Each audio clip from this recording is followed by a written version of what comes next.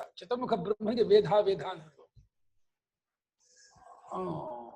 ವಿದ್ಯತಿ ವೇದ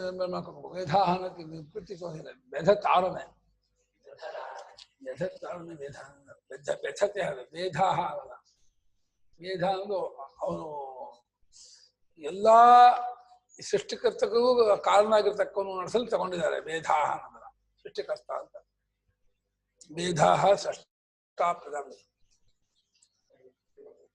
ಬಂದ ಹಿರಣ್ಯಗರ್ಭರೂಪದವನು ಬ್ರಹ್ಮರೂಪದವನು ಅಂತ ಅರ್ಥ ವೇದ ಸ್ವಾಂಗ ಸು ಅಂಗ ಸ್ವಂಗ ಸ್ವಂಗ ಏವ ಸ್ವಾಂಗ ಒಳ್ಳೆ ಅಂಗವನ್ನು ಕೂಡ್ಕೊಂಡವನು ಒಳ್ಳೆ ಸುಂದರವಾದಂತಹ ಅಂಗದಿಂದ ಕೂಡ್ಕೊಂಡವನು ಅಂತ ಶೋಭನಾನಿ ಅಂಗಾನಿ ಹೆಸರಿದ ಸ್ವಾಂಗ ಸ್ವಂಗ ಏವ ಸ್ವಾಂಗ ಒಳ್ಳೆ ಉತ್ತಮವಾದ ಅಂಗದಿಂದ ಕೂಡ್ಕೊಂಡವನು ಅಂಗರಹಿತನಾಗಿದ್ದವನು ಅಂತ ಇದೇ ಬೇರೆ ಮಾಡಿದ್ದಾರೆ ಇವರು ಸ್ವಾಂಗ ಅಂತಂದ್ರೆ ಎದೆ ಕೈ ಕಾಲು ಅಂತ ಬೇರೆ ಬೇರೆ ಆಗಿದೆ ಅದರ ಅಂತರಾತ್ಮನಾದ ಭಗವಂತನ ಸಾನ್ನಿಧ್ಯವಿಲ್ಲದೆ ಕೆಲಸ ಮಾಡಿದ್ರೆ ಸಣ್ಣ ಪರಮಾತ್ಮನ ಅಂಗಗಳೆಲ್ಲವೂ ಭಗವಂತನದೇ ಅಂತ ತಿಳಿಯಬೇಕು ಅಂತ ನಮ್ಮ ಅಂಗಗಳೆಲ್ಲ ಪರಮಾತ್ಮನ ಅಂಗ ಅಂತ ತಿಳ್ಕೋಬೇಕು ಅಂದ್ರೆ ಅದು ಹಂಗದೇ ಇಲ್ಲ ಅದು ಬಹಳ ದೂರದ ಅರ್ಥ ಭಾಷ್ಯಾರ್ಥವೂ ಅಲ್ಲ ಅದು ಸ್ವತಂತ್ರ ಹಸಿಮೂರ್ತಿ ಅರ್ಥ ಹಂಗಲ್ಲ ಸು ಅಂಗ ಸ್ವಂಗ ಏವ ಸ್ವಾಂಗ ಕರೆಕ್ಟ್ ಆಗಿದೆ ಚೆನ್ನಾಗಿ ಉತ್ತಮವಾದಂತಹ ಎಲ್ಲಾ ಅವಯವಗಳನ್ನು ಕೂಡಿಕೊಂಡವನು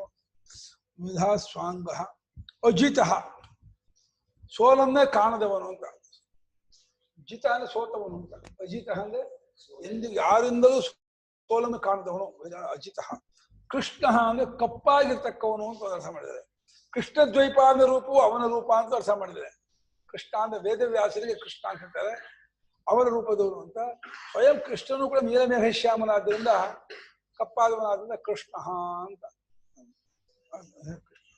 ದೃಢ ಬಹಳ ಗಟ್ಟಿಯಾಗಿರ್ತಕ್ಕವನು ಅಂತ ಎಲ್ಲಾ ಅವಯವು ದಷ್ಟಪುಷ್ಟವಾಗಿರ್ತಕ್ಕಂಥ ಬಹಳ ಗಟ್ಟಿಯಾಗಿರ್ತಕ್ಕವನು ಅಂತ ಇದೇನ್ ಮಾಡಿದರೆ ಸ್ವರೂಪದಿಂದ ಸ್ವರೂಪ ಸಾಮರ್ಥ್ಯದ ಜಾರದೇ ಇರೋ ಸಾಮರ್ಥ್ಯ ಉಳ್ಳವನು ಅಚ್ಯುತನು ಅಂತ ಮುಂದೆ ಇದೆ ಸಂಕರ್ಷಣೋಚ್ಯುತ ಈ ಪುನರುಕ್ತಿ ಆಗತ್ತೆ ದೃಢ ಬಹಳ ದೃಢ ಪರಿವೃಢೋ ಅಂತ ಗಟ್ಟಿಗ ಅಂತ ಚೆನ್ನಾಗಿದೆ ಇದ್ಯಾಕೋ ದೃಢ ಶಬ್ದಕ್ಕೆ ಅರ್ಥ ಮಾಡಿರೋದು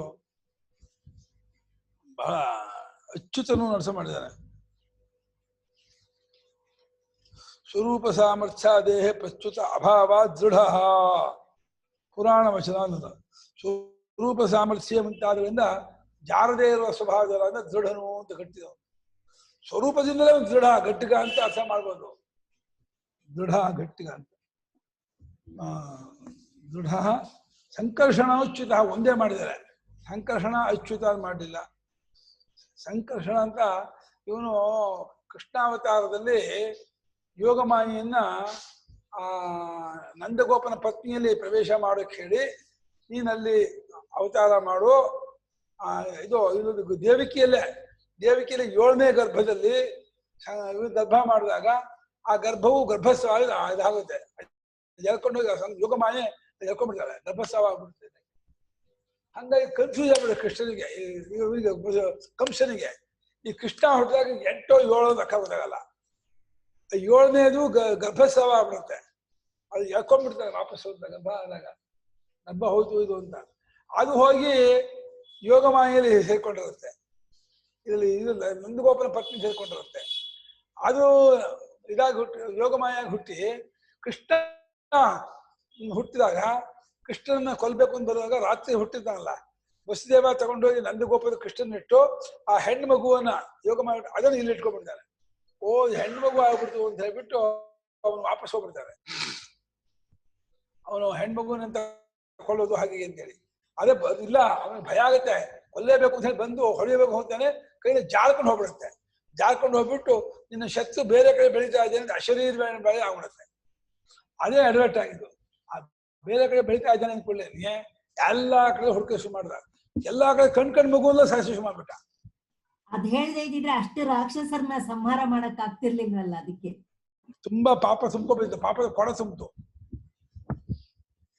ಅಚ್ಯುತನು ಸ್ವರೂಪದಿಂದ ಜಾರದವನು ಅಂತ ಅರ್ಥ ಸಂಕರ್ಷಣೋಚ್ಯುತ ವರುಣನು ಅಂದ್ರೆ ಸಾಯಂಕಾಲದ ಸೂರ್ಯನಿಗೆ ವರುಣ ಅಂತ ಹೆಸರು ಇನ್ನೊಮ್ಮೆ ವರುಣ ಶ್ರುಧೀಹವ ಮಧ್ಯಾಚ ಮೃಳಯ ವರುಣೋತಿ ಇದು ವರುಣ ಎಲ್ಲರನ್ನೂ ಹೇಳ್ಕೊಳ್ತಾನೆ ಆಯುಷ್ಯವನ್ನ ಎಲ್ಲಾ ಒಂದು ಆಯುಷ್ಯ ಕಳೀತಾನೆ ಅಂತ ಒಂದು ಸೂರ್ಯ ಅಸ್ತಮಾನ ಆಯ್ತು ಅಂದ್ರೆ ಒಂದೇ ಮುಗಿತೀನಿ ಆಯ್ತು ಹೇಳ್ಕೊಂಡ್ಬಿಟ್ಟ ರಶ್ಮಿಗಳನ್ನೆಲ್ಲ ಹೇಳ್ಕೊಳ್ತಾನೆ ಆಯುಷ್ಯವನ್ನು ಹೇಳ್ಕೊಳ್ತಾನೆ ನೀರನ್ನು ಹೇಳ್ಕೊಳ್ತಾನೆ ಅಂತ ಅನೇಕ ಅರ್ಥ ಮಾಡ್ತಾರೆ ವರುಣೋತಿಗೆ ಭೂಮಿಗಳಿಗೆ ಭೂತಾನಿ ವರುಣೋತಿ ರಶ್ಮೀನ್ ವರುಣೋತಿ ಜಲಾನಿ ವರುಣೋತಿ ಅಂತ ಅಸ್ತಮಾನ ಸೂರ್ಯ ಹೇಳ್ಕೊಳ್ತಾನೆ ಅಂತ ಸೂರ್ಯನಿಗೆ ಸಾಯಂಕಾಲ ಸೂರ್ಯನಿಗೆ ವರುಣ ಅಂತ ಹೆಸರು ಆ ವರುಣನ ಮಗನು ವಾರುಣನು ಅಂದ್ರೆ ವಸಿಷ್ಠ ಅಗಸ್ತ್ಯಾದಿಗಳಿಗೆ ವಾರುಣರು ಹೆಸರು ವರುಣನ ಮಗನಾಗಿರ್ತಕ್ಕಂಥ ವಾರುಣ ವಸಿಷ್ಠ ಅಗತ್ಯಾದಿ ರೂಪದಿಂದ ಇರ್ತಕ್ಕವನು ಅಂತ ಮಾಡಿದ್ದಾರೆ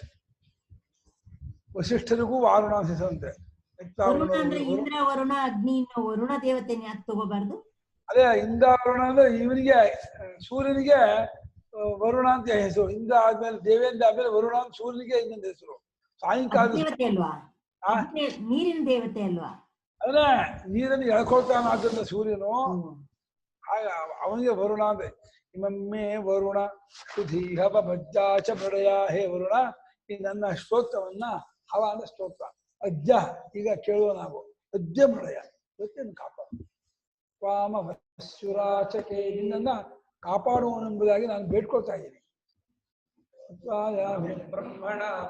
ಬ್ರಹ್ಮದಿಂದ ವೇದದಿಂದ ನಿನಗೆ ನಮಸ್ಕಾರ ಮಾಡುತ್ತಾ ಯಜಮಾನ ಹವಿಷ್ಯನ್ನು ಕೊಡುತ್ತಾ ಆಶಾಸ್ತೆ ತನ್ನ ಆಯುಷ್ಯನ್ನು ಬಯಸ್ತಾ ಇದ್ದಾನೆ ಅಹೇಳಮಾನ ಹಿಂಸೆ ಮಾಡದೇ ಇದ್ದವನಾಗಿ ಈ ವರುಣನೇ ನಮ್ಮ ಆಯುಷ್ಯನ್ನು ಕದಿಯದೇ ಇದ್ದವನಾಗು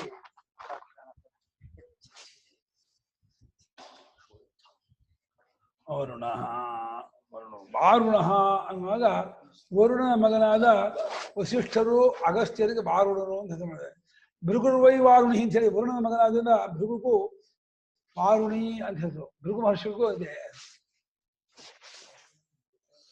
ವೃಕ್ಷ ವೃಕ್ಷ ಶಬ್ದಕ್ಕೆ ಸೋಂಪಾಗಿ ಬೆಳ್ಕೊಂಡಂತ ಮರ ಇದೆಯಲ್ಲ ಪರಮಾತ್ಮ ಜಗತ್ತು ಪೂರ್ತಿ ವ್ಯಾಪಿಸ್ಕೊಂಡಿದ್ದಾನೆ ಒಂದು ಅರ್ಥ ಮಾಡ್ಬೋದು ಆದ್ರೆ ಈ ಭಾಷಿಕಾರ ಮಾತ್ರ ವೃಕ್ಷದಂತೆ ಅಲುಗಾಡದವನು ಅರ್ಥ ಮಾಡಿದ್ದಾರೆ ಸ್ಥಿರ ಕೂಟಸ್ಥಾನ ಅರ್ಥ ಮಾಡಿದ್ದಾರೆ ವೃಕ್ಷ ಹೇಗೆ ಚಲನೆ ಮಾಡೋದಿಲ್ವೋ ಪರಮಾತ್ಮಗೆ ಚಲನೆ ಇಲ್ಲದವನು ಅಂತ ವೃಕ್ಷ ಅನ್ನೋದು ಚಲನೆ ಇಲ್ಲದಕ್ಕೆ ಪ್ರತೀಕ ಅಂತ ಅರ್ಥ ಮಾಡಿದ್ದಾರೆ ಅಥವಾ ವೃಕ್ಷ ಹೇಗೆ ಪರೋಪಕಾರ ಅರ್ಥ ಆಗಿರ್ತಕ್ಕಂಥದ್ದು ಹಾಗೆ ಪರಮಾತ್ಮ ಪರೋಪಕಾರಕ್ಕಾಗಿ ಇದ್ದಾನೆ ವೃಕ್ಷದಂತೆ ಅವನು ನೆರಳು ಹಣ್ಣು ವಾಸನೆ ಎಲ್ಲವನ್ನೂ ಮರ ಹೇಗೆ ಕೊಡುತ್ತೋ ಹಾಗೆ ಪರಮಾತ್ಮನು ಎಲ್ಲರ ಉಪಕಾರಕ್ಕಾಗಿದ್ದಾನೆ ಪರೋಪಕಾರಿ ಭಗವಾನ್ ಇವನ್ ಮರ ಒಣಗೋದ್ರೂ ಕಟ್ಟಿಗೆಗೆ ಬರುತ್ತೆ ಒಲೆಗೆ ಬರುತ್ತೆ ಹಾಗೆ ಪರಮಾತ್ಮನು ವೃಕ್ಷದಂತೆ ಸರ್ವೋಪಕಾರಿಯೂ ಮಾಡಬಹುದು ವೃಕ್ಷದಂತೆ ಸ್ಥಿರ ಮಾಡಬಹುದು ವೃಕ್ಷದಂತೆ ಬಹಳ ಸುಂದರ ಸೋಂಪಾಗಿ ಎಲ್ಲ ಕಡೆ ಹರಡಿಕೊಂಡವನು ಅಂತ ಹಾಗೆ ಪುಷ್ಕರೇ ಇವ ಅಕ್ಷಿಣಿ ಪುಷ್ಕರಂ ಇವ ಅಕ್ಷಿಣಿ ಯಸ್ಯ ಸಹ ಪುಷ್ಕರಾಕ್ಷ ಕಮಲದಂತೆ ಕಣ್ಣುಳ್ಳವನು ಕಮಲಾಕ್ಷ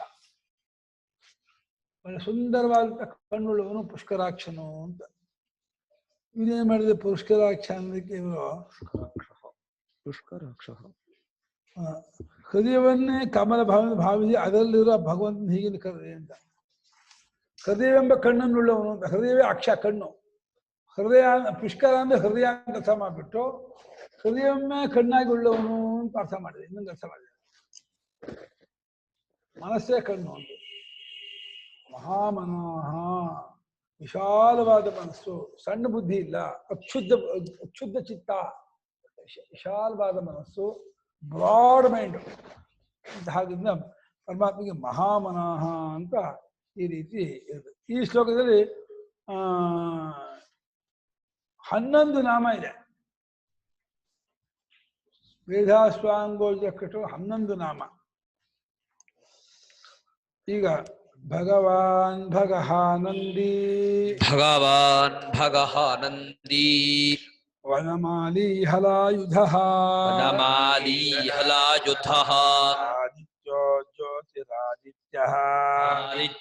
ಜ್ಯೋತಿರಾದಿತ್ಯಃ ವಿಷ್ಣುರ್ಗತಿಸತ್ತಮಃ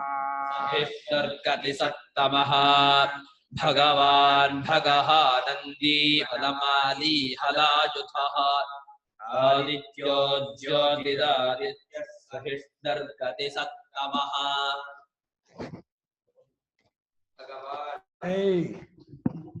देखो खत्म मारो बैठ सको भगवान भगः नंदी ಭಗಃ भगः आनंदी वनमाली हलायुधः आदित्यः ज्योतिरादित्यः ज्योतिः आदित्यः सहिष्णुः गतिसत्तमः ಅಂದ್ರೆ ಜ್ಯೋತಿ ಆದಿತ್ಯ ಪರಿಚ್ಛೇದ ಅದು ಜ್ಯೋತಿರಾದಿತ್ಯ ಒಂದೇ ನಾಮ. ಆದಿತ್ಯ ರೂಪದಿಂದ ಬೆಳಗಿನ ಆದಿತ್ಯಾತ್ಮಕ ಬೆಳಗಿನ ಭಗವಾನ್ ಅಂತ ಹೇಳಿ ಪರಮಾತ್ಮ ಹೆಸರು. ಭಗ ಅಂದೇನೋ ಷಡ್ಗುಣಗಳು. ಭಗಾಹ ಅಸ್ಯ ಸಂತಿ ಅಸ್ಯ ಅಸ್ತಿ ಇತಿ ಸಹ ಜ್ಞಾನ ಐಶ್ವರ್ಯ ಶಕ್ತಿ ಬಲ ವೀರ್ಯ ತೇಜಸ್ಸುಗಳಿಗೆ ಭಗ ಭಗ ಅಂತಿದ್ರು.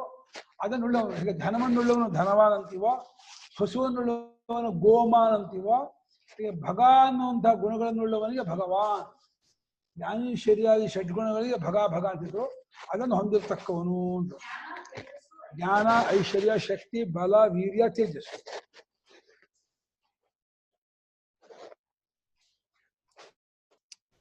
ಧರ್ಮ ಯಶಸ್ಸು ಮುಂದ ಪ್ರಳಯ ಕಾಲ ನಾಶ ಮಾಡುತ್ತಾನೆ ಭಗಃ.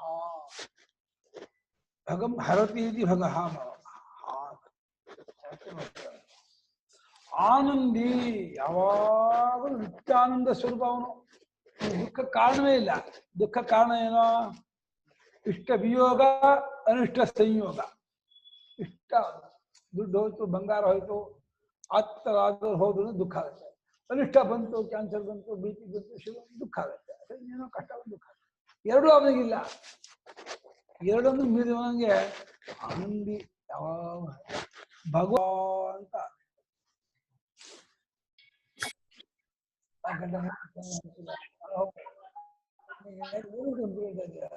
ಇಲ್ಲ ನಾನು ರಾತ್ರಿ ಹೋಗ್ಬಾರ್ದು.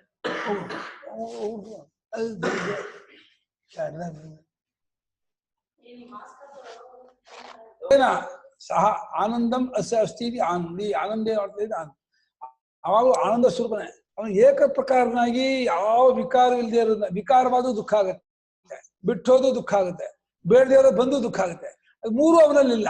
ಹಾಗಾಗಿ ನಿತ್ಯಾನಂದ ಸ್ವರೂಪ. ವನಮಾಲಿ, ವೈಜಯಂತಿ ಮಾಲೆಯನ್ನು ಧಾರಣೆ ಮಾಡ್ಕೊಂಡವನು. ವೈಜಯಂತಿ ಮಾಲಾಗೆ ವೈಜಯಂತಿಗೆ ವನಮಾಲ ಅಂತ ಹೆಸರು. ಅದು ಬಹಳ ಘಮ ಘಮ ಘಮ ವಾಸನೆಯನ್ನು ಕೂಡ್ಕೊಂಡಂತ ಮಾಲೆಯಂತೆ. ದುಂಬಿಗಳು ಮುಚ್ಚೋದಂತೆ ಆ ವೈಜಯಂತಿ ಮಾಲೆಗೆ. ಅದು ಅಷ್ಟು ಮಕರಂದ ಇರೋದಂತೆ. ವೈಜಯಂತಿ ಮಾಲೆಯನ್ನು ಹೊಂದಿರತಕ್ಕನು ಸ್ವಯಂ ಅವನೇ ಅತ್ಯಂತ ಸುಂದರ ಮೂರ್ತಿ. ಅಲಂಕಾರ ಬೇರೆ ಮಾಡ್ಬಿಟ್ರೆ ಇನ್ನೇನು ಹೇಳಮ್ಮ ಅದಕ್ಕೆ. ಸ್ವಯಂ ಸ್ವರೂಪದಿಂದ ಅತ್ಯಂತ ಸುಂದರ. ಅವನಿಗೆ ಕುಂಡಲ, ಕೇಯೂರ, ಕಟಕ, ವನಮಾಲ, ಕೌಸ್ತುಭ ಇತ್ಯಾದಿ ಹಾಕ್ಬಿಟ್ರಂತೂ ಎರಡು ಕಣ್ಣಲ್ಲ 1000 ಕಣ್ಣಿದ್ದು ಸಾಲದು ನೋಡಕ. ಹಲಾಯುಧ, ಹಲ ಅಂದ್ರೆ ನೇಗಲು. ನೇಲನ್ನೇ ಆಯುಧವಾಗಿ ಉಳ್ಳವನು ಯಾರೋ? ಬಲರಾಮ. ಬಲರಾಮನು ಬಂದು ಅವನೇ ಇರೋನು. ಬಲರಾಮ ದೊಡ್ಡವನು, ಕೃಷ್ಣ ಚಿಕ್ಕವನು. ಆದ್ರೆ ದೊಡ್ಡವನು ಶ್ರಾದ್ದ ಮಾಡಕ್ಕೆ ಇನ್ನೊಂದು ಖರ್ಚು ಅಷ್ಟಕ್ಕೆ ಹೊರತು ಎಲ್ಲ ಕೃಷ್ಣಂದೇ ಪೂರ್ತಿ ಪ್ಲಾನು. ಕೃಷ್ಣಂದೇ ಇದು ಕೃಷ್ಣ ಹೇಳ್ದಂಗೆ ನಡೆಯೋದೇ ಹೊರತು ಬಲರಾಮಂದು ಏನು ಬರೀ ಜವಾಬ್ದಾರಿಗೆ ಅಷ್ಟೇ. ಪ್ರಾಚೀನ ನೀತಿ ಮಾಡ್ಕೊಳಕ್ ಅಷ್ಟೇ ಹೊರತು ಕೃಷ್ಣಂದೇ ಎಲ್ಲ ಪೂರ್ತಿ. ಹಲಾಯುಧ, ನೇಗಲನ್ನೇ ಆಯುಧವಾಗಿ ಉಳ್ಳವನು ಅಂತ ಅರ್ಥ. ಆದಿತ್ಯ, ಅದಿತಿಯ ಮಗನಾದ್ರಿಂದ ಆದಿತ್ಯ. ಅದಿತಿ ಅವರು ಕಶ್ಯಪನ ಹೆಂಡತಿ ಅದಿತಿ. ಅವನ ಮಗನಾಗಿ ವಾಮನಾಗಿ ಅವತಾರ ಮಾಡಿದ್ನಲ್ಲ, ಅದಿತಿಯ ಮಗನಾದ್ರಿಂದ ಅದಿತ್ಯೇ ಅಯಂ ಆದಿತ್ಯ. ಅದಿತ್ಯ ಅದಿತೇ ಎರಡು ಉಂಟು. ಅದಿತಿಯ ಮಗನಾದ್ರಿಂದ ಅವನ ಆದಿತ್ಯ. ಜ್ಯೋತಿರಾದಿತ್ಯ, ಜ್ಯೋತಿ ರೂಪನಾದ ಆದಿತ್ಯನೂ ಹೌದು. ಜಗತ್ತನ್ನೆಲ್ಲ ಬೆಳಗುತ್ತಹ ನಮಃ ಸವಿತ್ರೇ ಜಗದೇಕ ಚಕ್ಷುಷೇ ಜಗತ್ ಪ್ರಸೂತಿ ಸ್ಥಿತಿನಾಶ ಹೇತವೇ ತ್ರಯೀಮಯಾಯ ತ್ರಿಗುಣಾತ್ಮಧಾರಣೆ ವಿರಂಚಿ ನಾರಾಯಣ ಶಂಕರಾತ್ಮನೇ ಅಂತ ಹೇಳಿ ಸೂರ್ಯರೂಪದಿಂದ ಪರಮಾತ್ಮ ಬ್ರಹ್ಮ ವಿಷ್ಣು ಶಿವಾತ್ಮನಾಗಿದ್ದಾನೆ. ಜಗತ್ತಿಗೆಲ್ಲ ಕಣ್ಣಾಗಿದ್ದಾನೆ, ಏಕಚಕ್ಷು ಇದ್ದಾನೆ ಅಂತ. ಸಹಿಷ್ಣು, ಇಷ್ಟು ಪ್ರತ್ಯಯ, ಸಹನಶೀಲ. ಎಷ್ಟು ಅಪರಾಧ ಮಾಡಿದ್ರು, ಎಷ್ಟೇ ಲೋಕದ ಅನ್ಯಾಯ ಮಾಡಿದ್ರು, ಎಷ್ಟೇ ಜಗತ್ತಿನ ಸಹಿಸ್ಕೊತಾ ಇದ್ದಾನೆ. ಯಾವುದಕ್ಕೂ ಪ್ರತಿಕಾರ ಮಾಡ್ತಾನೆ. ಸಹನಶೀಲನು, ಅತ್ಯಂತ ಸಹನ ಮೂರ್ತಿ. ಆ ಪರಮಾತ್ಮ ಸಹಿಷ್ಣು ಅಂತ ಒಂದು ಗುಣದಿಂದ ಕೂಡ್ಕೊಂಡು ಯಾವಾಗಲೂ ಭಾವನೆ ಮಾಡ್ತಿದ್ರೆ ನಮಗೆ ಸಣ್ಣ ಕೋಪ, ಸಣ್ಣ ವಿಷಯಕ್ಕೂ ಕೋಪ ಪಡ್ತಿದ್ದೆ. ಶಾರ್ಟ್ ಟೆಂಪರ್ ಆಗಿದ್ರೆ ಆ ಸಹಿಷ್ಣುವಿನ ಗುಣವನ್ನು ಭಾವನೆ ಮಾಡ್ತಾ ಮಾಡ್ತಾ ಆ ಶಾರ್ಟ್ ಟೆಂಪರ್ ಹೋಗ್ಬಿಡುತ್ತೆ. ನಮಗೆ ಸಹನಾ ಶಕ್ತಿ ಬಂದ್ಬಿಡುತ್ತೆ, ಕೋಪ ಹೋಗ್ಬಿಡುತ್ತೆ. ನಮ್ಮ ಕುಮಾರ ಮಾಡಿದ್ರೆ ವಾಸಿ ಇದನ್ನ ಸಹಿಷ್ಣು ಅನ್ನೋದನ್ನ ಜಾಸ್ತಿ ಜಪ ಮಾಡಿದ ಜನಕ್ಕೆ ಒಂದೊಂದು 5 ಸಲ ಪರಮಾತ್ಮ ಸಹಿಷ್ಣು ಸಹಿಷ್ಣು ಸಹಿಷ್ಣು ಮಾಡ್ತಿದೆ. ಇನ್ನೊಂದು ಸ್ವಲ್ಪ ಒಂದು 1/100ನೇ ಭಾಗ ಸಹನಾ ಶಕ್ತಿ ಬಂದ್ರೆ ಬಹಳ ಅನುಕೂಲ ಆಗುತ್ತೆ. ಸಹನೆ ಅದೊಂದಿಲ್ಲ, ಬಹಳ ಕಷ್ಟ. ಯಾತೇಷ ಬಂದು ಮನ್ಯೋ ಗೃದ್ಧ ಜನಾಹಿನಿ ತಾನ್ ದೇವಾ ಬ್ರಹ್ಮಚಾರಿಣೋ ವಿನಯಂತು ಸುಮೇಧಸ ತನ್ಮುಖೇ ಭತಗು ಸರೋಟ ದಿವಿಜ್ಜತಿ ವಿಚೇ ಕ್ರೋಧನ್ಯಯಾಮಸೆ ವಿಶ್ವಚರೀ ಗರ್ಭ ಇವಾ ಅಂತ ಆಗಲಿ. ಸಹಿಷ್ಣುವನು, ಅತ್ಯಂತ ಸಹನಶೀಲನು. ಉತ್ತಮ ಗತಿ ಗತಿಸತ್ತಮ, ಗತಿಸತ್ ಗತಿಸತ್ತರ ಗತಿಸತ್ತ, ಗತಿಯಲ್ಲಿ ಅತ್ಯಂತ ಉತ್ತಮವಾದ ಗತಿಯಿಂದ ಅರ್ಥ. ಗತಿ ಸತ್ತಮ ಎರಡು ಮಾಡಿಲ್ಲ, ಒಂದೇ ಮಾಡಿದ್ದಾರೆ. ಸದ್ಗತಿಯನ್ನು ದೇಪಾಲಿಸುವ ಆತನು ಭಕ್ತರಿಗೆ ಉತ್ತಮ. ತದ್ವಿಷ್ಣು ಪರಮಂ ಪದಂ ಯದ್ಗತ್ವ ನನಿವರ್ತಂತೆ ತದ್ಧಾಮ ಪರಮಂ ಅಂತ ಹೇಳಿ ಮೋಕ್ಷವನ್ನು ಕೊಡುವ ಆತನು ಸದ್ಗತಿ ಸ್ವರೂಪನು. ಮುಮುಕ್ಷುಗಳಿಗೆ ಭಕ್ತರಿಗೆ ಉತ್ತಮವಾದ ಗತಿಯನ್ನು ಪಾಲಿಸುವ ಆತನು. ಸುಧನ್ವಾ ಖಂಡ ಪರುಷು ದಾರುಣೋ ದ್ರವಿಣ ಪ್ರದಃ ದಿವಸ್ಪೃಕ್ ಸರ್ವದಿಗ್ವ್ಯಾಸಃ ಆಚಸ್ಪತಿರಯೋ ನಿಜಃ ಸುಧನ್ವಾ ಖಂಡ ಪರಶುರ್ ದಾರುಣೋ ದ್ರವಿಣ ಪ್ರದಃ ದಿವಸ್ಪೃಕ್ ಸರ್ವದಿಗ್ವ್ಯಾಸೋ ವಾಚಸ್ಪತಿರಯೋ ನಿಜಃ. ಸುಧನ್ವಾ ಖಂಡ ಪರುಷು ದಾರುಣಃ ದ್ರವಿಣಪ್ರದಃ ದಿವಸ್ಪೃಕ್ ಸರ್ವದೃಕ್ ವ್ಯಾಸಃ ವಾಚಸ್ಪತಿಃ ಅಯೋನಿಜಃ. ಎಷ್ಟಾಯ್ತು ಪದ? ನಾಮ 7 ನಾಮ ಇದರಲ್ಲಿ. ಸುಧನ್ವಾ ಖಂಡ ಪರುಷು ದಾರುಣಃ ದ್ರವಿಣ ದಿವಸ್ಪೃಕ್ ಸರ್ವದೃಗ್ವ್ಯಾಸಃ ವಾಚಸ್ಪತಿ ಅಯೋನಿಜಃ. ವಾಚಸ್ಪತಿ ಅಯೋನಿಜ ಮಾಡ್ಬೋದಾಯ್ತು, ಯಾಕೋ ಒಂದೇ ಮಾಡ್ಬಿಟ್ಟಿದ್ದಾರೆ ಶಂಕರಾಚಾರ್ಯ ಭಾಷೆ. 1000 ಆಗ್ಬೇಕಲ್ಲ, ಅದಕ್ಕೆ ಎಲ್ಲೆಲ್ಲ ಅಬ್ರಿಜ್ ಮಾಡ್ತಾರೆ. ಏನು 1000 ಅಂದ್ರೆ 999 ಇಟ್ಕೊಳ್ಬೇಕಾಗಿರ್ಲಿಲ್ಲ, ಒಂದು 20-30 ಹೆಚ್ಚಾಗಿದ್ದು ಏನು ತೊಂದರೆ ಇರಲಿಲ್ಲ. ಯಾಕೋ ಎಲ್ಲೆಲ್ಲಿ ಈ ಸ್ಪಷ್ಟವಾಗಿ ಬೇರೆ ವಾಚಸ್ಪತಿ ಅಯೋನಿಜ ಬೇರೆ ಬೇರೆ ಕ್ಲೀನಾಗಿ ಗೊತ್ತಾಗತ್ತೆ. ಸುಧನ್ಮ ಶೋಭನಂ ಧನು ಯಶ ಸಹ. ಒಳ್ಳೆ ಧನಸ್ಸು. ಯಾವ ಧನಸ್ಸು? ಶಾರಂಗ ಧನಸ್ಸು. ಶಾರಂಗ ಧನಸ್ಸಿನ ವಿಶೇಷ ಏನ್ ಗೊತ್ತಾ? ಶಾರಂಗ ಧನಸ್ಸಿಗೆ ಪಂಚೇಂದ್ರಿಯೂ ಉಂಟು. ಅದು ಮಾತಾಡುತ್ತೆ, ಅದು ನೋಡುತ್ತೆ, ಅದು ಕೇಳುತ್ತೆ, ಅದು ಮುಟ್ಟತ್ತೆ, ಅದು ವಾಸನೆ ಬರುತ್ತೆ. ಇಂದ್ರಿಯಮಯವಾದ ಶಂಕರ ಇಂದ್ರಿಯಾದಿಮಯಂ ಶಾರಂಗಂ ಧನು ಅಸ್ತಿ ಮಾಡಿದ. ಮನುಷ್ಯರಂತೆ ಇರಂತೆ ಅದು ಧನು ಆಯುಧ. ಆಯುಧವಾದರೂ ಎಲ್ಲಿ ಶತ್ರುಗಳಿದ್ದಾರೆ, ಎಲ್ಲಿ ಯಾರಿದ್ದಾರೆ ಅದು ಕೃಷ್ಣತನ ಮಾತಾಡುತ್ತಂತೆ. ಈ ರೀತಿ ಇಲ್ಲಿ ಹೊಡಿ, ಈ ರೀತಿ ಮಾಡೋದೇ. ಪಂಚೇಂದ್ರಿಯ ಉಳ್ಳದಂತೆ ಆ ಧನುಸ್ಸು. ಪಂಚೇಂದ್ರಿಯಮಯವಾಗಿರ್ತಕ್ಕಂಥದ್ದು ಆಶ್ಚರ್ಯ. ಧನುಸ್ಸಿಗೆ ಪಂಚೇಂದ್ರಿಯ ಇದೆ ಅಂದ್ರೆ ಇದೇನ್ರಿ ಇದು? ಜಗದ್ವೈಚಿತ್ರ್ಯ ಇರ್ಲೇಬೇಕಲ್ಲ. ಇಂದ್ರಿಯ ಇದೆ ಅಂದ್ರೆ ಪ್ರಾಣ ಇದೆ, ಇಂದ್ರಿಯ ಬದುಕತ್ತೆ. ಧನುಷ್ಯ ಶರೀರ, ಧನುರೇವ ಶರೀರ ಮತ್ಸ್ಯ. ಅದೇ 1 2 ಇಲ್ಲ, ಊಟ ಇಲ್ಲ, ಅದಕ್ಕೆ ಹಸಿವು ಇಲ್ಲ, ಊಟ ಮಾಡಲ್ಲ, 1 2 ಮಾಡಲ್ಲ. ಆದ್ರೆ ಪ್ರಾಣ ಉಂಟು. ನಾವು ಹಂಗೆ ಇರೋರು ಅಂತ ನಮ್ ಸ್ವರೂಪ ಹಾಗೆ. ನಾವು ಊಟ ಮಾಡೋರಲ್ಲ, ನಾವು ಕುಡಿಯೋರು ಅಲ್ಲ, ನಾವು ದೇಹ ಮಾಡ್ಕೊಳ್ತಾ ಸುಧನ ಶೋಭನಂ ಧನು ಅಂತ ಒಳ್ಳೆ ಧನುಸ್ಸು, ಶಾಂತ ಧನುಸ್ಸು, ಪಂಚೇಂದ್ರಿಯಮಯವಾದಂಥ ಧನುಸ್ಸು. ಅದು ಒಂಥರ ತಾನು ಒಬ್ಬನೇ ಇದ್ದಾಗ ಪರಮಾತ್ಮನಿಗೆ ಒಳ್ಳೆ ದಿವ್ಯ ಸಂಗೀತ ಧ್ವನಿ ಉಂಟು ಮಾಡುತ್ತಂತೆ. ಆ ಝಾಂಗ ಧನುಸ್ಸು ಒಳ್ಳೆ ವೀಣೆ, ಮೃದಂಗ ಅಥವಾ ವೀಣೆ, ಪಿಟೀಲು, ಇದು ಆ ತರಹ ಸುಂದರವಾದ ಧ್ವನಿ ವೈಬ್ರೇಷನ್ ಆಗ್ತಾ ಇರ್ತಂತೆ ಯಾವಾಗಲೂ. ಧನುಸ್ಸಿನಲ್ಲಿ.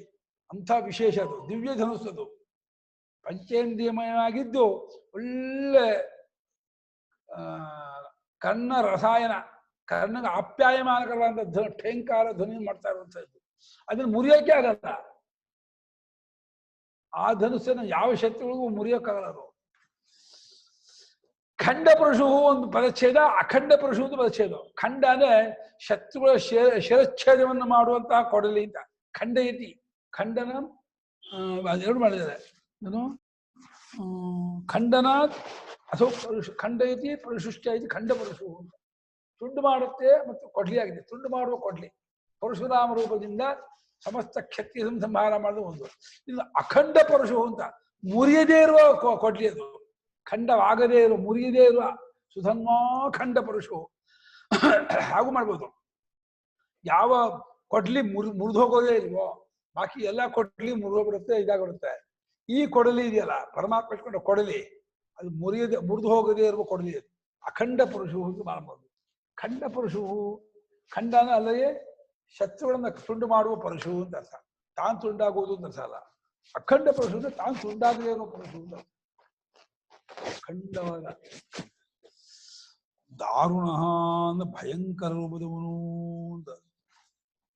ಯಾರು ಸನ್ಮಾರ್ಗದಲ್ಲಿ ಇರ್ತಾರೋ ಅಂಥವರಿಗೆ ತೊಂದರೆ ಮಾಡುವಂತಹ ದುಷ್ಟರಿಗೆ ಭಯಂಕರ ಉಗ್ರನ ಕಾಣ್ತಾನಂತೆ. ದಾರುಣ ಅಂದ್ರೆ ಭಯಂಕರ ಉಗ್ರ ಅಂತ.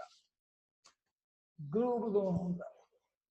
ಉಗ್ರಕಪರ್ದಿ ಕಾಮಾರಿ ಅಂಧಕಾಸುರಸೂದನೋ, ಉಗ್ರ ಸ್ವರೂಪನಾಗಿ ಪರಮಾತ್ಮ ಇದು ಕಾಣ್ತಾನಂತೆ. ಇಲ್ಲೇ ರುದ್ರೋವ ಏಷೇ ದಗ್ಧಿ ತಸ್ಸೈತೆ ತನುವು ಘೋರಾನ್ಯ ಶಿವಾನ್ಯ ಯಚ್ಚತ ರುದ್ರೀಂ ಜುಹೋತಿ ಯೈವಾಸ್ಯ ಘೋರಾತನು ಆಂ ತೇನ ಶಮಯತಿ ಯದ್ವಸೋದ್ಧಾರಾನ್ ಜುಹೋತಿ ಯೈವಾಸ್ಯ ಶಿವಾತನು ಆಂ ತೇನ ಪ್ರೀಣಾತಿ. ಪರಮಾತ್ಮನಿಗೆ ಘೋರತನು ಶಿವಾತನು ಎರಡಿದೆ ಅಂತೆ. ಆ ಪರಮಾತ್ಮನ ಘೋರಾತನುವನ್ನ ನಮಸ್ತೆ ರುದ್ರಮನ್ನು ಶಮನ ಮಾಡ್ಬೇಕಂತೆ. ಅವನ ಶಿವಾತನುವನ್ನ ಅಗ್ನಾಶಂಚ ಚಮಕಾನುವಾಕದಿಂದ ಅತಿಯಾಗಿ ಇದನ್ನ ಪ್ರೈಸ್ ಮಾಡ್ಬೇಕಂತೆ, ಸಂತೋಷಪಡಿಸ್ಬೇಕಂತೆ. ಚಮಕಾನುವಾಕದಿಂದ ಶಿವಾತನವನ್ನು ಸ್ತೋತ್ರ ಮಾಡಿದ್ರೆ ವಿಶೇಷವಾಗಿ ಸುಪ್ರೀತನಾಗ್ತಾನಂತೆ. ಆ ಘೋರಾತನನ್ನು ನಮಸ್ತೆ ರುದ್ರಮನ್ಯವಾದಿಯನ್ನು ಶಾಂತಗೊಳಿಸಿದ್ರೆ ನಮ್ಮ ವಿಷಯಕ್ಕೆ ಏನು ಕೆಡಕನ್ನು ಮಾಡಲ್ಲ, ಯಾವಾಗಲೂ ಅನುಕೂಲವಾಗಿರ್ತಾನಂತೆ.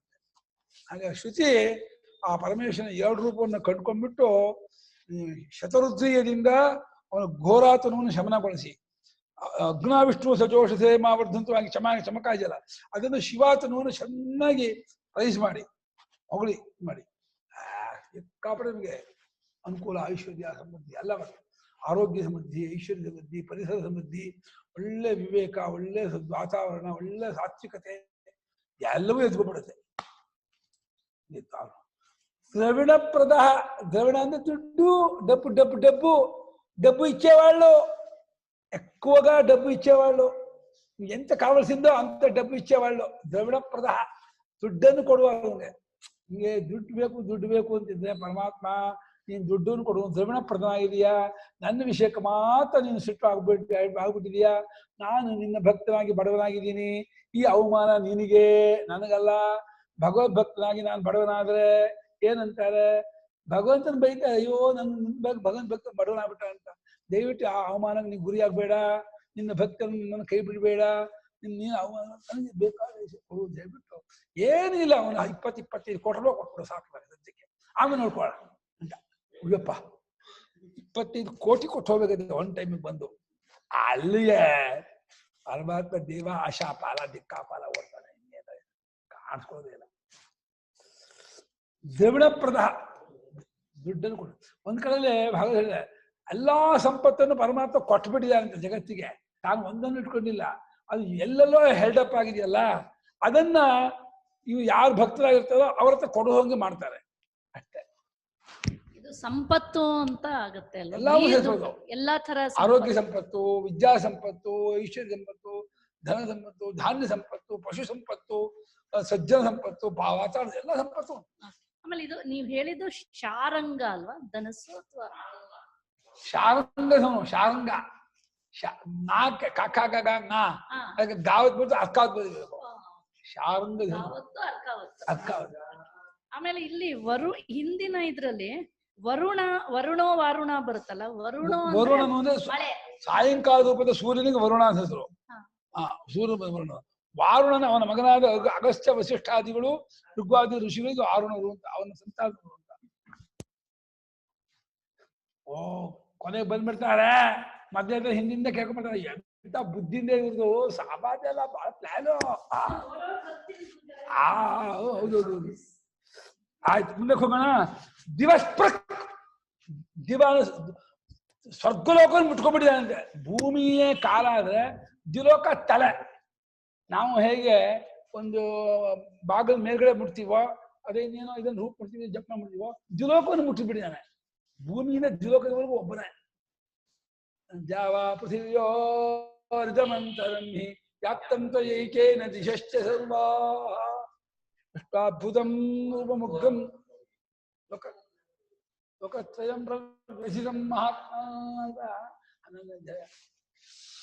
ದಿವಂ ಸ್ಪೃಶತಿ ದಿವಸ್ಪೃಕ್, ದಿಲೋಕವನ್ನು ಮುಟ್ಕೊಂಡಿದ್ದಾನೆ, ತಗೊಳ್ಕೊಂಡಿದ್ದಾನೆ. ಇನ್ನೊಂದು ಒಂದು ದಿವ ಅನ್ನೋದಕ್ಕೆ ಬಹಳ ಅಲೌಕಿಕವಾದಂತಹ ಆನಂದ, ಇದು ಅಂತ ದಿವ್ಯವಾಗಿದೆ ಅಂತ ಹೇಳಿದ್ವಲ್ಲ, ಅಲೌಕಿಕವಾದ ಸ್ವರೂಪವನ್ನು ಮುಟ್ಕೊಂಡವನಂದ್ರೆ ತನ್ನ ಸಚ್ಚಿದಾನಂದ ಸ್ವರೂಪದಲ್ಲಿ ಯಾವಾಗಲೂ ನೆಲೆ ನಿಂತವನು. ದಿವ ಅಲೌಕಿಕ ರೂಪದವನು. ಸರ್ವದೃಕ್, ಸರ್ವಾನ್ ಪಶ್ಯತಿ ಸರ್ವದೃಕ್, ಎಲ್ಲವನ್ನೂ ಎಲ್ಲವಾಗಿಯೂ ನೋಡ್ತಾ ಇದ್ದಾನೆ, ಎಲ್ಲರನ್ನೂ ನೋಡ್ತಿದ್ದಾನೆ, ಎಲ್ಲವಾಗಿಯೂ ನೋಡ್ತಿದ್ದಾನೆ, ಯವೈಕ್ಕೆಯೂ ನೋಡ್ತಿದ್ದಾನೆ. ಹೇಗೆ ದೃಕ್ ಇದು ತಾಚ್ಛಲ್ಯ ಅಂತಲ್ಲಿ ನೋಡು, ಸ್ವರೂಪ ನೋಡು. ಅದೇ ಅವನಿಗೆ ಕ್ರಿಯೆ ಅಲ್ಲ, ವ್ಯಾಪಾರ ಅಲ್ಲ, ಆಯಾಸ ಇಲ್ಲ. ಅವನು ಚೈತನ್ಯ ಸ್ವರೂಪದಿಂದ ಎಲ್ಲವನ್ನೂ ಯವೈಕ್ಕದೇ ನೋಡ್ತಾ. ಅವನು ಕಣ್ಣು ಮಿಡಿಸಲ್ವಂತೆ. ಅಕಸ್ಮಾತ್ ಕಣ್ಣು ಬಿಡಿಸ್ಕೊಂಡ್ರೆ ಆ ಮಧ್ಯದಲ್ಲಿ ಯಾರಾದ್ರೂ ಏನು ತಪ್ಪ ಮಾಡ್ಬಿಟ್ರೆ ಕಾಣೋದೇ ಇಲ್ಲ. ಕಣ್ಣು ಬಿಡಿಸ್ಕೋದೂ ಇಲ್ಲ, ಯವೈಕ್ಕದೇ ನೋಡ್ತಾ ಇದ್ದಾರೆ ನಿತ್ಯ ಚೈತನ್ಯ ರೂಪದಿಂದ. ವ್ಯಾಸ ಎಲ್ಲವನ್ನು ಬಿಡುಬಿಡಿ ಮಾಡಿದವನು ಅಂತಾನೆ. ವೇದವ್ಯಾಸ ರೂಪದಿಂದ ಅವತಾರ ಮಾಡಿದವನು ಅವನೇ ಅಂತ. ಅಪಾಂತರತಮಾನಾಮ ವೇದಾಚಾರ್ಯ ಕಲಿದ್ವಾಪರ ಸಂಧೌ ಕೃಷ್ಣದ್ವೈಪಾಯನೇತಿ ಸಂಬಭೂವಾಗಿ ಶ್ರೂಯತೆ ಮಹಾಭಾರತೆ ಅಂತ. ಅನಿಯಮ ಸರ್ವಾಸಾಮ ವಿರೋಧ ಶಬ್ದಾನುಮಾನಾಭ್ಯ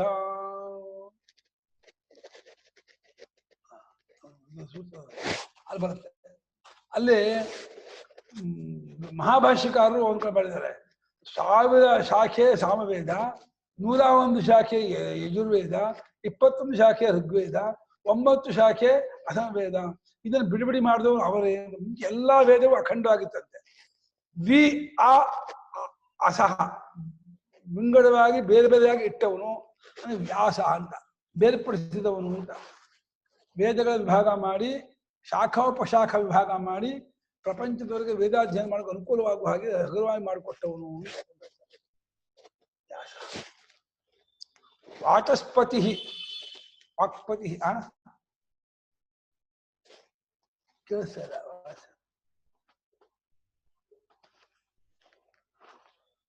ಮ್ಯೂಟ್ ತೆಗೆದು ಮಾತಾಡಿ ಅಮ್ಮ. ತೆಗಿಲ್ಲ, ಅವರು ಇದಲ್ಲಿದ್ದಾರೆ. ರೆಕಾರ್ಡಿಂಗ್ ಆಮೇಲೆ ಕೇಳಿ ಬರ್ಕೊಂಡ್ರಿ. ವಾಚಸ್ಪತಿ ಅಯೋ ನಿಜ ಒಂದ್ ಮಾಡಿದ್ದಾರೆ, ನಾವು 2 ಮಾಡ್ಕೊಂಡು ಅರ್ಥ ಮಾಡ್ಬೋದು. ವಾಕ್ಪತಿ ಗೀಷ್ಪತಿ, ವಾಣಿಪತಿ ಅಂತ ವಾಕ್ಪತಿ. ವಾಕ್ ಅಂದ್ರೆ ಸರಸ್ವತಿ, ವಿದ್ಯೆ, ಜ್ಞಾನ ಅಂತ. ಅದಕ್ಕೆ ಪತಿಯಾದವನು ವಾಚಸ್ಪತಿ. ಅಯೋ ನಿಜ ಅಂದ್ರೆ ತಾನು ತಂದೆ ತಾಯಿನ ಹುಟ್ಟಿದವನಲ್ಲ ಅಂತ. ಸರ್ವದೃಗ್ವ್ಯಾಸ 2 ಬೇರೆ ಬೇರೆ ಮಾಡಿದೀರಾ? ಸರ್ವದೃಗ್ವ್ಯಾಸ ಬೇರೆ ಮಾಡಿದೆ, ಹೌದು. ಇದು ಹಾಗೆ ಇಲ್ಲ, ಸರ್ವದೃಗ್ ಒಂದೇ ಮಾಡಿದ್ದಾರೆ. ಹೌದೌದು. ಎಲ್ಲವನ್ನೂ ನೋಡುವಂತಹ ವ್ಯಾಸನು ಅಂತ. ವ್ಯಾಸ ಮಹರ್ಷಿಗಳು ಎಲ್ಲವನ್ನೂ ಕಾಣುವ ಸರ್ವಜ್ಞರಾದ್ದರಿಂದ ಸರ್ವಜ್ಞ ಭಗವಾನ್ ವೇದವ್ಯಾಸ ವೇದ ರಾಶಿಯನ್ನ ವಿಭಾಗ ಮಾಡಿದವರು ಮಾಡಿ ಎಲ್ಲವನ್ನೂ ಕಾಣು ಕರೆಕ್ಟ್. ಇದು ಒಂದೇ ಮಾಡಿದ್ದಾರೆ. ದಿವಸ್ಬೇಕು ಸರ್ವದೃಗ್ವ್ಯಾಸ ಒಂದೇ ಮಾಡಿದ್ದಾರೆ. ಹಾಗೆ ವಾಚಸ್ಪತಿ ಅದು ಒಂದೇ ಮಾಡಿದ್ದಾರೆ. ಎಲ್ಲವನ್ನೂ ಕಾಣುವಂತಹ ವ್ಯಾಸರು, ಎಲ್ಲವನ್ನೂ ತಿಳಿದಿರುವಂತಹ ವ್ಯಾಸರು, ಸರ್ವಜ್ಞರಾದ ವ್ಯಾಸರು. ವಾಚಸ್ಪತಿ ಅಯೋನಿಜ. ವಾಚಸ್ಪತಿ ವಾಣಿಪತಿ ಅನ್ನೋದು, ವಿದ್ಯಾಪತಿ ಅನ್ನೋದು. ಅಯೋನಿಜ ತಂದೆ ತಾಯಿಯಿಂದ ಹುಟ್ಟಿದವನು, ಶುಕ್ರಶೋಣದ ಸಂಬಂಧವಿಲ್ಲದವನು, ಸ್ವಯಂಭೂ ತಾನೇ ತೋಳ್ಕೊಂಡವನು ಅಂತ, ಅಂಥ ರೂಪದವನು. ತ್ರಿಸಾಮ ಸಾಮ ಘಸ್ಸಾಮ ನಿರ್ವಾಣಂ ಭೇಷಜಂ ಭಿಷಕ್ ಸನ್ಯಾಸಕೃತ್ ಶಮಃ ಶಾಂತಃ ನಿಷ್ಠಾ ಶಾಂತಿ ಪರಾಯಣ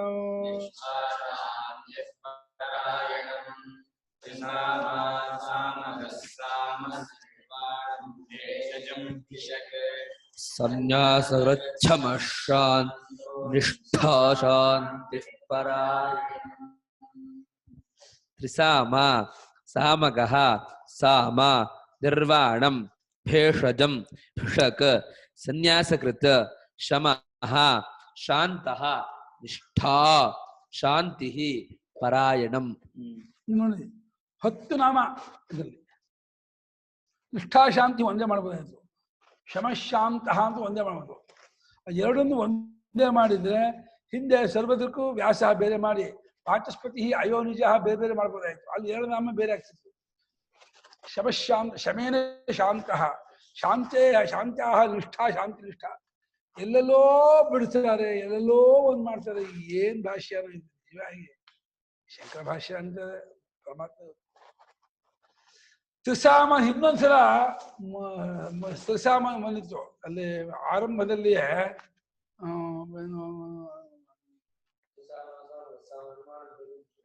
ಇಲ್ಲೇ ಇದೆ ಅಲ್ಲೊಂದ್ಸಲ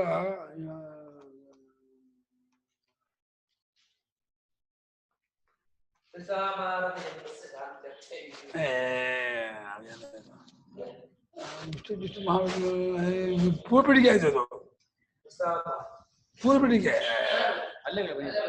ಪೂರ್ಪಿಡಿಗೆ ಅಲ್ಲ ನಾನು ಕೇಳ್ತಿರೋದು. ಇಲ್ಲಿ ಇದು ಬಲ್ವಾ, ಅಲ್ಲೂ ಹೇಳಿದ್ದೆ ನಾನು ಶ್ರೀಸಾಮ ಶಬ್ದಕ್ಕೆ ಅರ್ಥವನ್ನ. ಸೋಮಯಾಗದಲ್ಲಿ ಹಿಂದೆ ಪಾರಮ್ಯತೆಯನ್ನು ಹೇಳುವಂತಹ ಒಂದು ಸಾಮವನ್ನ 3 ಸಲ ಆವೃತ್ತಿ ಮಾಡ್ತಾರೆ ಶ್ರೀಸಾಮ ಅಂತ. ಇಲ್ಲಿ ಭಾಷೆಗಳಲ್ಲಿ ಮಾಡಿದರೆ ದೇವವ್ರತ ಎಂಬ ಸಾಮವನ್ನ 3 ಸಲ ಹೇಳ್ತಾರೆ ಅಂತ ಮಾಡಿದ್ದಾರೆ. ದೇವವ್ರತ ಅಂತ ಸಾಮ ಇದೆಯಂತೆ, ಆಗ ಕೇಳಿದ ಆ ಸಾಮವನ್ನ.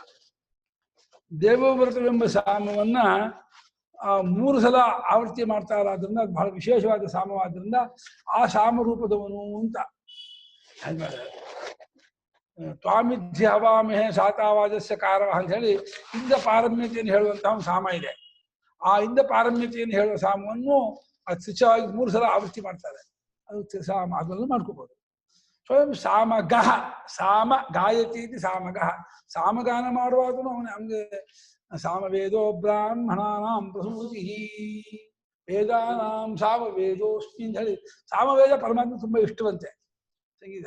ಆದ್ರೆ ಇವತ್ತಿನ ಸಂಗೀತ ಬಾಲಮುರಳಿ ಹೇಳಿದ ಆ ಸಂಗೀತದ ಮುಂದೆ ಈ ಸಾಮ ಅಂತ ಅಷ್ಟು ಸಾಮವೇದ.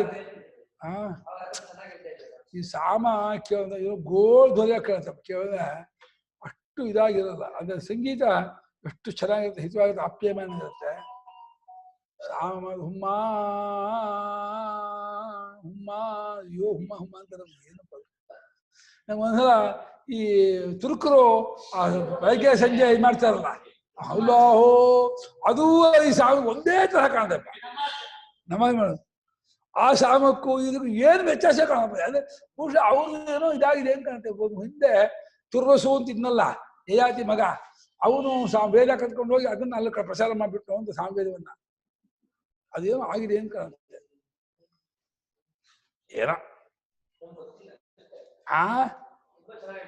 ಹೌದಾ?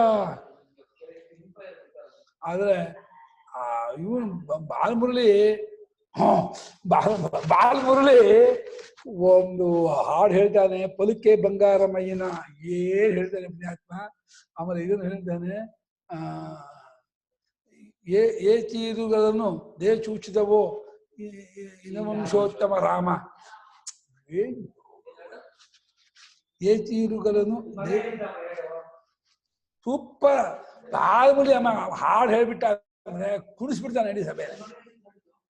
ಅದು ಅದ್ಭುತ ಬಾಲಮುರಳಿ. ಇಲ್ಲೂ ಪರಮಾತ್ಮನೇ ಸಾಮಗಾನ ಮಾಡಿದ್ರೆ ಚೆನ್ನಾಗಿರುತ್ತಾನಪ್ಪ, ಕೇಳ್ಬೋದು. ಪರಮಾತ್ಮ ನೀನೇ ಬಂದು ಸಾಮಗಾನ ಮಾಡೋ, ನಮ್ಗೆ ಕೇಳ್ಬೇಕು ಅಂತ ಆಸೆ ಇದೆ ಅಂತ ಅವನಂತ ಸಾಮಗಾನ ಮಾಡಿಸ್ಬೇಕು. ಅಬ್ಬಾ ರಾಜಾಡಿಗಳು ಯಾರು ಹಾಗಿಲ್ಲ. ಸಾಮ ಅವನು ಸಾಮ ಸ್ವರೂಪನು, ಸಾಮ ಗಾನ ಮಾಡುವನು ಹೌದು, ಸಾಮ ವೇದನೂ ಅವನು, ಸಾಮ ಸ್ವರೂಪನೂ ಹೌದು. ನಿರ್ವಾಣ ಮೋಕ್ಷ ಸ್ವರೂಪನೂ ಆಗಿದ್ದಾನೆ. ಭೇಷಜ ಔಷಧಿ ರೂಪನೂ ಅವನು. ಭಿಷಕ್ ವೈದ್ಯನೂ ಅವನೇ. ಪ್ರಥಮೋದೈವ್ಯೋ ಭಿಷಕ್ ವೈದ್ಯರೆಲ್ಲ ಪರಮಾತ್ಮ ರೂಪದ ಭಾವನೆ ಮಾಡಿದ್ರೆ ಓ ಮಾತಾಡ್ಬೇಕಾ ಇದನ್ನು ಅಂದುಕೊಂಡೆ. ಎರಡು ಮುಗಿದಾಯ್ತು ಇದು ಡಬ್ಬ, ಎರಡು ಖಾಲಿ.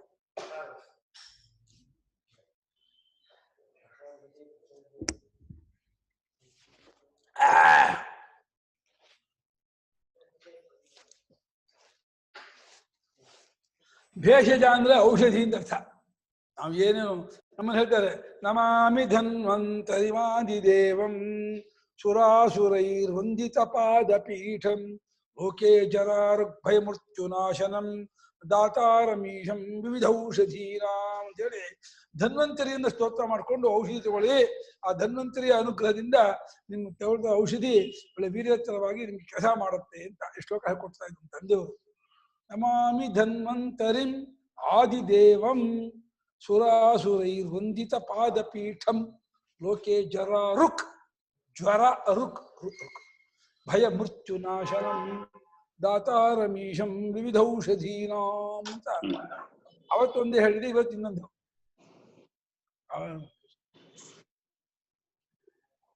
ನಿರ್ವಾಣ ಅಂದ್ರೆ ಗೊತ್ತಾಗ್ಲಿಲ್ಲ ಗುರುಗಳೇ. ನಿರ್ವಾಣ ನಿರ್ವಾಣ ಅಂದ್ರೆ ಮೋಕ್ಷ, ಮೋಕ್ಷ ಸ್ವರೂಪನು ಅಂತ ಸರ್. ಮೋಕ್ಷ ಆನಂದ ಸ್ವರೂಪನು ಅಂತ. ಭೇಷಜ ಅಂದ್ರೆ ಔಷಧ, ಭಿಷಕ್ ಅಂದ್ರೆ ವೈದ್ಯ ರೂಪದವನು. ಸನ್ಯಾಸವನ್ನು ಮಾಡುವ ಅಂತ ನೋಡು ನೋಡಿ, ಅವನಿಗೆ ಬ್ರಹ್ಮಚಾರಿ ಇಷ್ಟ ಇಲ್ಲ, ಗೃಹಸ್ಥ ಇಷ್ಟ ಇಲ್ಲ, ವಾನಪ್ರಸ್ಥ ಇಷ್ಟ ಇಲ್ಲ.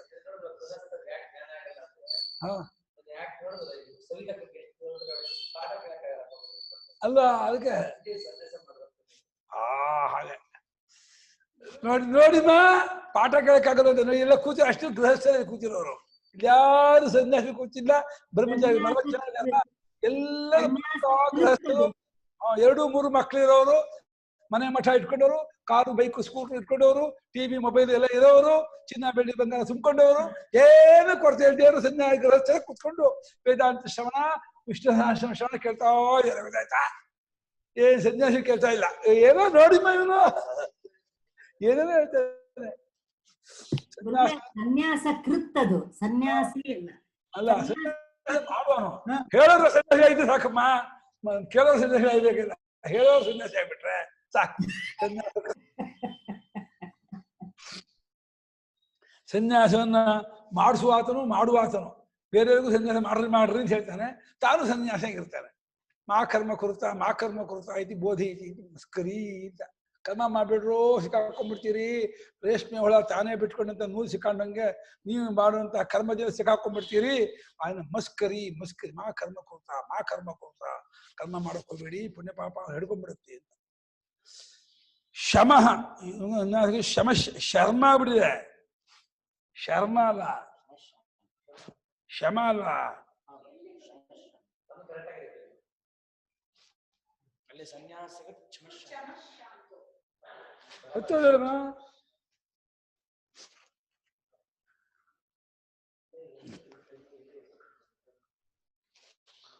ಸನ್ಯಾಸ ಶಮಃ.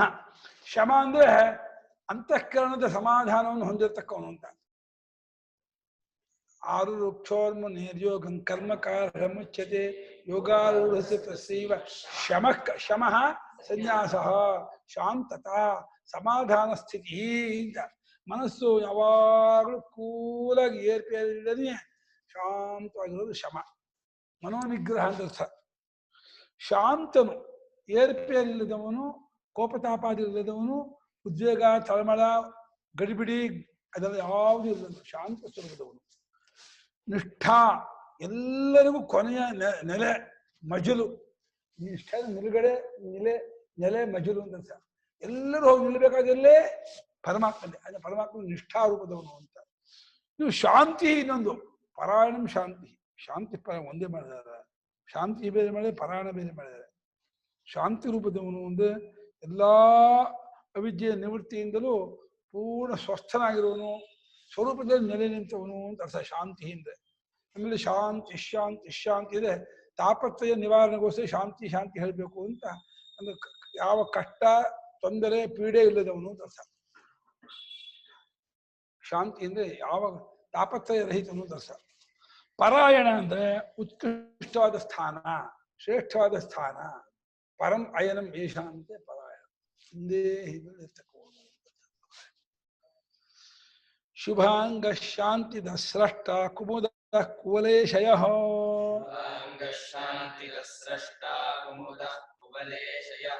ಮೋಹಿತೋ ಗೋಪತಿರ್ಗೋಪ್ತ ವೃಷಭಾಕ್ಷೋ ವೃಷಪ್ರಿಯ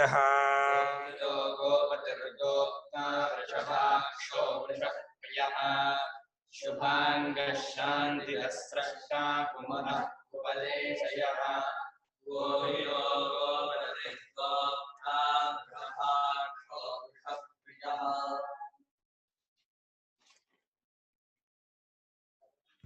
ಶುಭಾಂಗಃ ಶಾಂತಿದಃ ಸ್ರಷ್ಟಾ ಕುಮುದಃ ಕುವಲೇಶಯಃ ಗೋಹಿತಃ ಗೋಪತಿಃ ಗೋಪ್ತಾ ವೃಷಭಾಕ್ಷಃ ವೃಷಪ್ರಿಯಃ ಭಾಕ್ಷು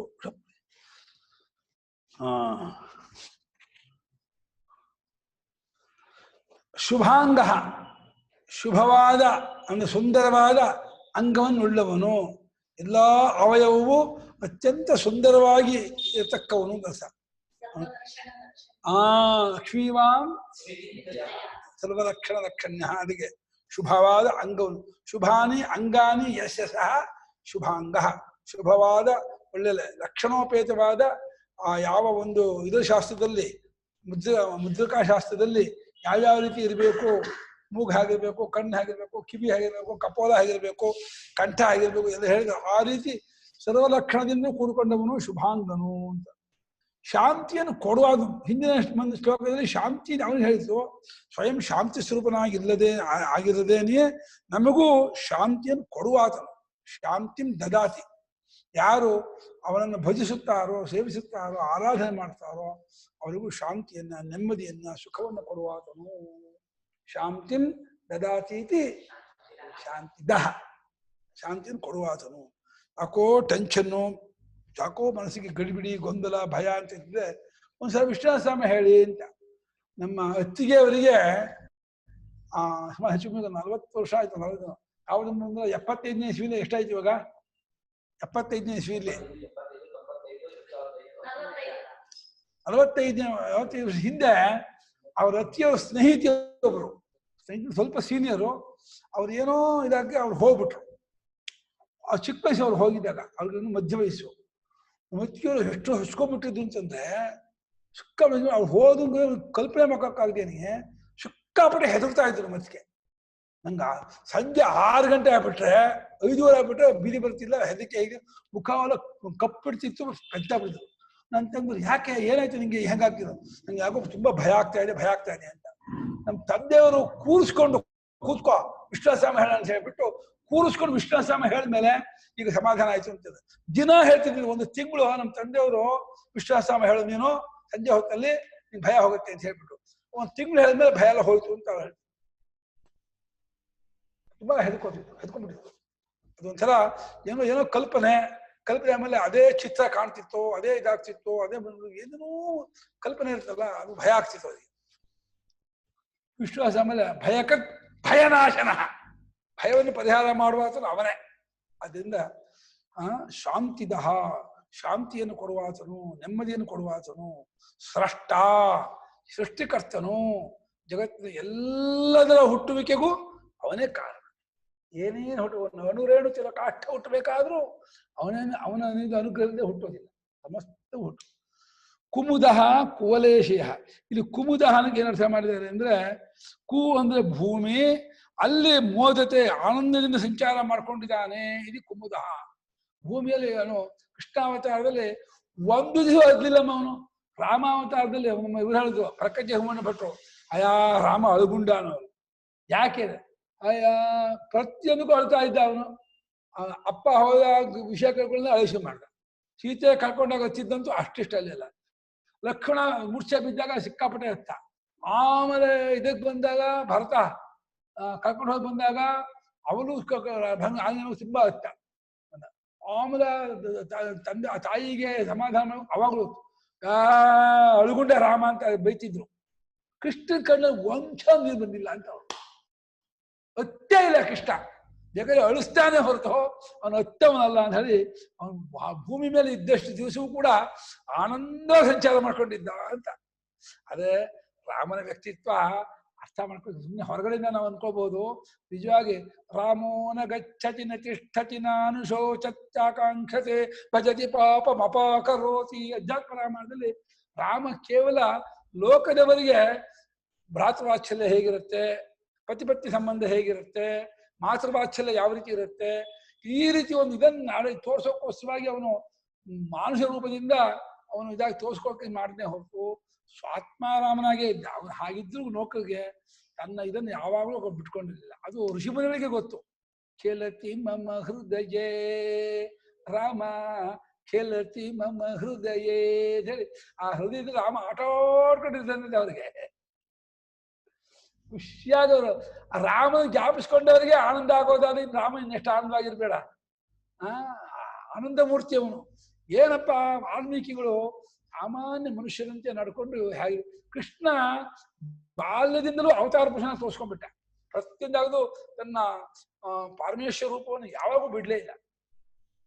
ಪೂತೆ ಅವನು ಜರಾಸಂಧನ ಹತ್ರ ಹೋಗಿದ್ದ. ಕೃಷ್ಣ ಭೀಮ ಅರ್ಜುನ 3 ಜನರು ಹೋದ್ರಲ್ಲ, ರಾತ್ರಿ ಹೋಗಿ ಬೆಗಿನ ಹೋದಲ್ಲ.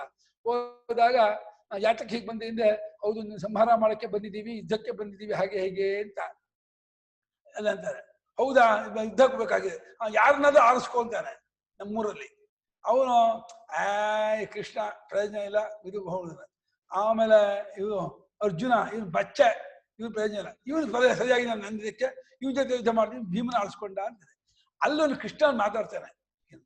ಅವನಿಗೆ ಇದಾದ್ಮೇಲೆ ಭೀಮ ಅಕಸ್ಮಾತ್ ಕೃಷ್ಣ ನಿನ್ನನ್ನು ಆರಿಸ್ಕೊಂಡ್ಬಿಟ್ಟಿದ್ದೆ ಏನ್ ಮಾಡ್ತಿದ್ದೆ ಎಂದು ಭೀಮ ಕೇಳ್ಕೊತಾನೆ. ಸರಿಯಾ?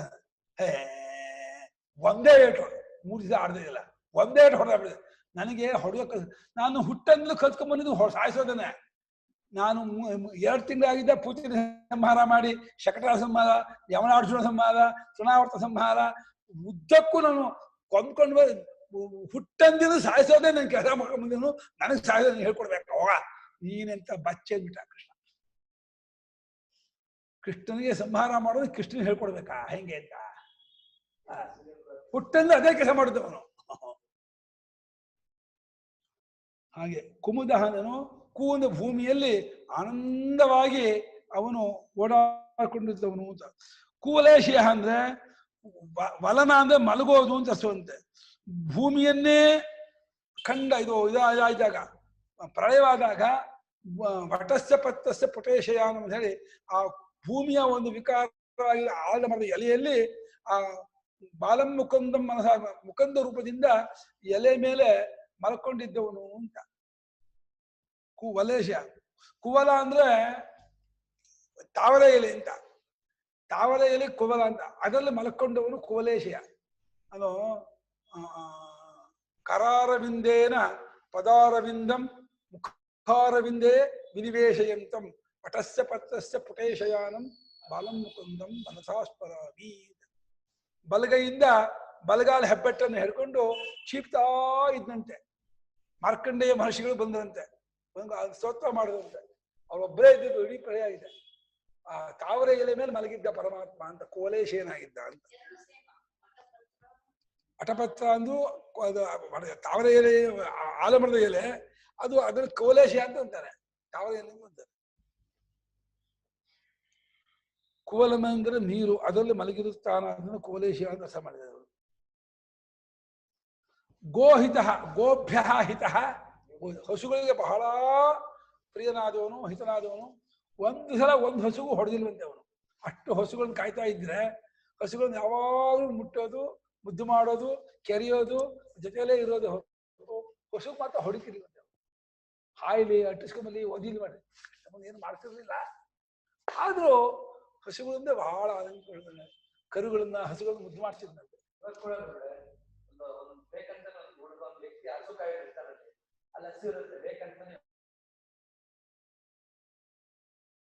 ಅಡ್ಕೊಂಬರುತ್ತೆ, ಹೊಡಿ ಬಿಡಲ್ಲ.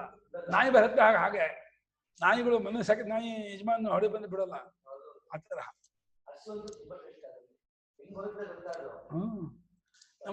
ನಮ್ಮಲ್ಲಿ ಗರಡಿ ಅಂತ ಒಂದು ಹಸು ಇತ್ತು. ಅಂದ್ರೆ ಅದು ಗರಡಿ ನಮ್ಮ ತಂದೆ ಹೆಸರಿಟ್ಟಿದ್ದು. ಅದು ನಮ್ಮ ತಂದೆಗೆ ಮಾತ್ರ ಅದು ಇದು ಮಾಡ್ತಿತ್ತು. ಯಾರು ಕಟ್ಟಿಸ್ಕೊಳ್ತಾನೂ ಇರಲಿಲ್ಲ. ಒಂದು ಮುದಿ ಮಾಡಿ ಹಾಯ್ತಿತ್ತು, ಬಹಳ ಗಟ್ಟಿ ಜೋರಾಗಿತ್ತು. ನಮ್ಮ ತಂದೆಯವರು ಬಂದೆ ಸುಮ್ಕಿತ್ತಿತ್ತು. ಒಂಥರ ಕರ ಹಾಕಿತ್ತು ಕೆರೆ ಮೇಲೆ ಬೌಂಡ್ರಿಗಳಿಗೆ. ನಾವು ಹೋಗಿ ಭಯ ಹಾಯ್ತೆ ಅಂತ.